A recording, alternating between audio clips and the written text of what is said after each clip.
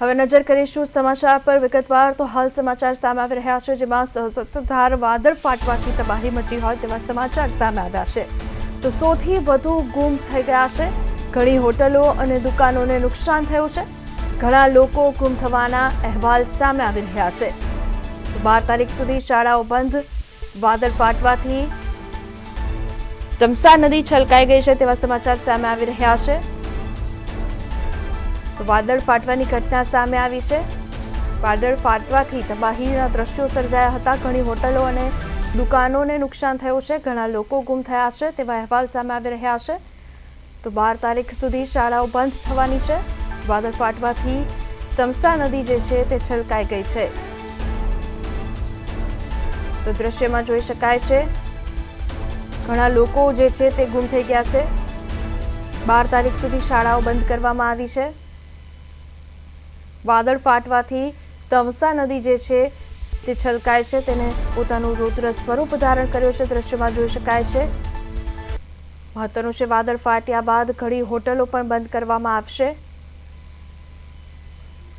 તો phone line પર સહયોગી ધ્વની પટેલ આપણી સાથે જોડાયા છે। ધ્વની, જણાવશો વાદળ ફાટવાની એક ઘટના સામે આવી છે, શું છે વધુ વિગતો? ધ્વની જી વિની, ઉત્તરાખંડના દહેરાદૂનમાં વાદળ ફાટવાથી સહસ્ત્રધાર અને આસપાસના વિસ્તારોમાં ભારે તબાહીનો માહોલ સર્જાયો છે, જેના કારણે ઘણી હોટલો અને દુકાનોને ભારે નુકસાન થયું છે। અને વાદળ ફાટવાથી અમુક જે નદીઓ છે તેમાં પૂરની સ્થિતિ સર્જાતા ઘણા લોકો ગુમ થવાની ઘટના સામે આવી છે। જી વિની, ત્યારે એવા પણ સમાચાર ધ્વની સામે આવી રહ્યા છે કે દુકાનોમાં પણ નુકસાન છે અને શાળાઓ પણ બંધ કરવામાં આવી છે। હાલ કોઈ જાનહાનિના સમાચાર?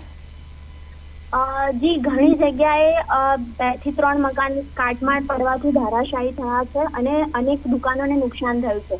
આ સાથે 12 તારીખ સુધી તંત્ર દ્વારા શાળાઓ બંધ રાખવાની સૂચનાઓ આપવામાં આવી છે અને SDRFની ટીમ પણ એલર્ટ પર છે। જી બિલકુલ ધ્વની, સમગ્ર માહિતી આપવા બદલ આપનો આભાર।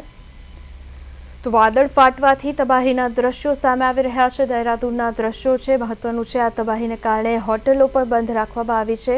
કેટલાક લોકો ગુમ થયા છે, શાળાઓ પણ બંધ કરવામાં આવી છે।